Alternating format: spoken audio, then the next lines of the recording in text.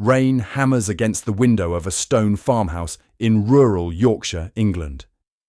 It's March 1945.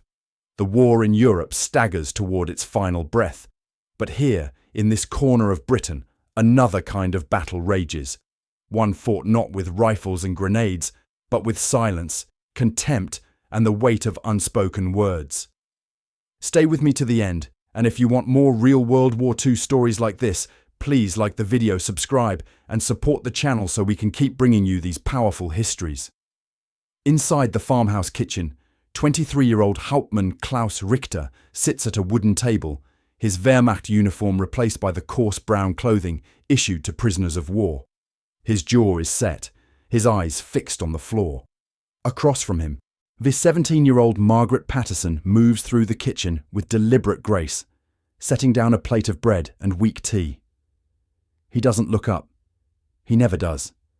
The hatred between them is palpable, thick as the tobacco smoke that hangs in British pubs.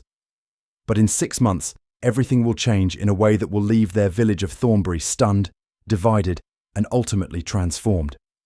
Klaus Richter arrived at the Patterson farm in October 1944, part of the prisoner of war labour programme that distributed captured German soldiers across British farms, desperate for workers.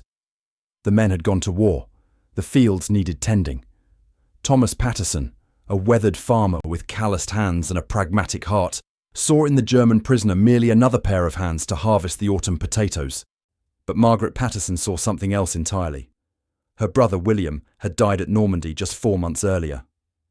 The telegram still sat on the mantelpiece, its words burned into her memory. Killed in action. When she looked at Klaus, she saw the enemy. Not a man, but a uniform, a nation, a bullet with her brother's name on it. Klaus, for his part, carried his own burden of hatred. Captured during the Battle of the Bulge, he had watched his best friend die in the snow.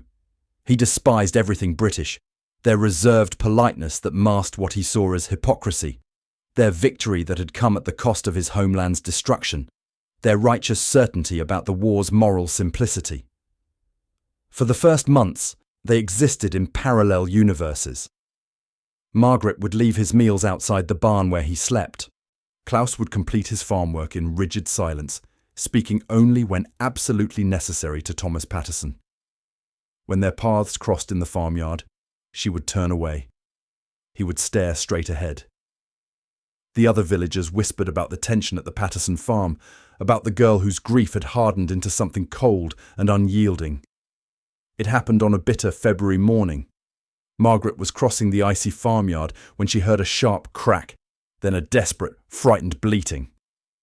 One of the ewes, heavy with lamb, had broken through the frozen pond and was thrashing in the water, unable to find purchase on the ice. Margaret ran toward the pond, but the ice groaned beneath her weight. She stopped at the edge, paralysed by fear and helplessness, watching the ewes struggle grow weaker. And then she heard boots pounding across the frozen ground. Klaus didn't hesitate. He grabbed a wooden plank from the barn and laid himself flat across the ice, distributing his weight as he inched toward the terrified animal. Margaret watched, her breath caught in her throat, as this man she had hated, this enemy, risked the ice giving way beneath him to save a farm animal that meant nothing to him personally.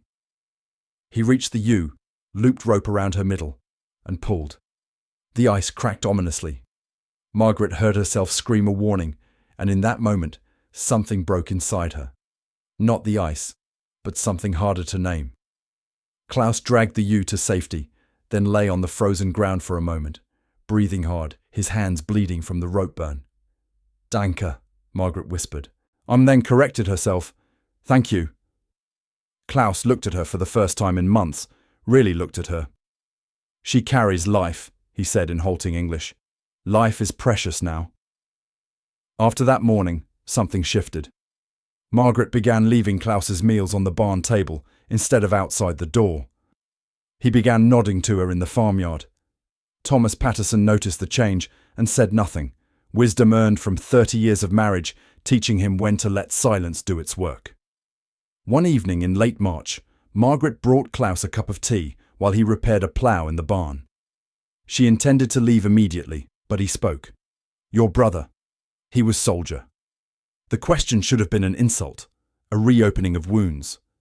Instead, Margaret found herself sitting on a hay bale, and for the first time since William's death, as she talked about him, his terrible singing voice, his fear of spiders, the way he could make her laugh even in her darkest moods. Klaus listened, and then haltingly, he spoke of his friend, Dieter, who had wanted to be a teacher, who had died believing in things Klaus no longer understood.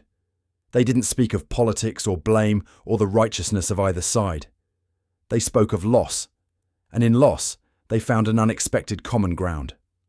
By May, with victory declared in Europe and spring breaking across the Yorkshire Dales, the village of Thornbury noticed that Margaret Paterson smiled when she delivered eggs to market.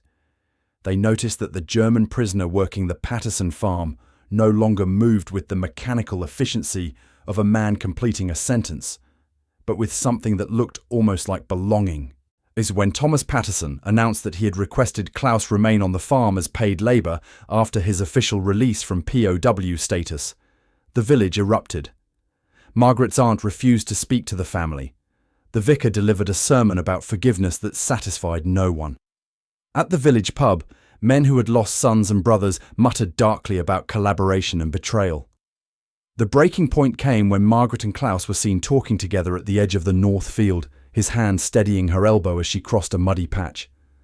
To some villagers, it was an innocent gesture.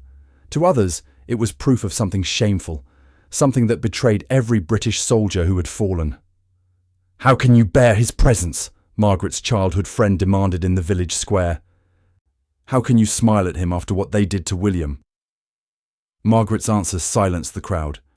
William died fighting people he didn't know for reasons politicians gave him. Klaus nearly died the same way. I cannot bring my brother back by hating a man who grieves his friend the way I grieve mine. If that makes me a traitor to William's memory, then I am a traitor who chooses to live rather than spend the rest of my life feeding on rage. In November 1946, 18 months after the war's end, Klaus Richter and Margaret Paterson were married in a quiet ceremony at the Thornbury Church. Half the village attended, the other half stayed away in protest. Thomas Paterson walked his daughter down the aisle with his head held high, and meeting the disapproving stares with the same stolid determination that had seen him through 2 wars and a dozen harsh winters. The couple remained on the Paterson farm. Klaus became a British citizen in 1950. They had 3 children who grew up speaking both English and German, who learned that the world was more complicated than the simple stories nations tell themselves about enemies and heroes. Slowly, grudgingly, Thornbury softened. When Klaus pulled young Tommy Winters from a drainage ditch in 1948, the boy's father, who had fought at El Alamein, shook the German's hand. When Margaret and Klaus donated money to build a new village hall with a memorial to Thornbury's fallen, including William Paterson's name carved in stone, the remaining resistance crumbled. Today, but a weathered photograph hangs in the Thornbury Historical Society. It shows an elderly couple standing in front of a Yorkshire farmhouse, their grandchildren playing at their feet. The caption reads simply, "Klaus and Margaret Richter, 1982. What the photograph cannot show is the journey from that rain-soaked March day in 1945 to that golden afternoon 37 years later. It cannot capture the courage it took to transform hatred into understanding, or the scandal that became, with patience and time, an ordinary love story. The village was shocked, yes. But perhaps what shocked them most was not that a British woman loved a German man, but that hatred, even the most justified and righteous hatred, could be set down like a heavy stone and left behind, making room for something that resembled grace.